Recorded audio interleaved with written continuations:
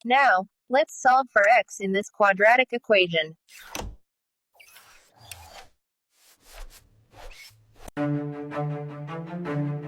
Kita sedang hidup di zaman yang serba digital. Hampir semua hal kini bisa dilakukan lewat satu genggaman. Belajar, bekerja, bahkan berkomunikasi. Ya, inilah yang disebut era revolusi industri 4.0. Yaitu masa ketika teknologi digital, kecerdasan buatan, dan jaringan internet menjadi bagian dari kehidupan manusia setiap hari. Revolusi ini membawa banyak kemudahan, tetapi juga perubahan besar pada cara kita berpikir dan berperilaku.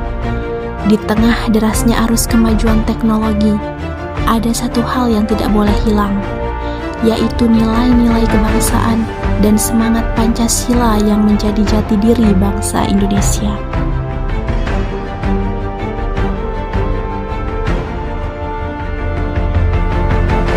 Demokrasi Pancasila bukan hanya sistem politik, tapi cerminan dari kepribadian dan budaya bangsa Indonesia sendiri.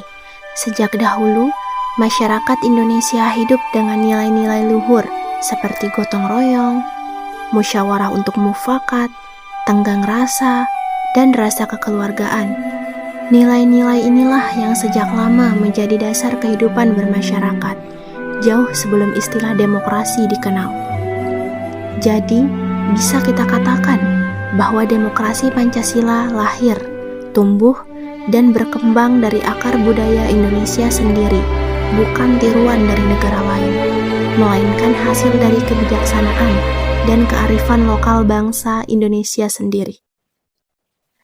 Namun, seiring berkembangnya zaman dan terbukanya dunia global, nilai-nilai Pancasila dan budaya bangsa mulai diuji. Teknologi yang harusnya membantu, terkadang justru membuat kita semakin jauh dari sesama. Banyak orang lebih sibuk dengan ponselnya daripada dengan orang di sekitarnya.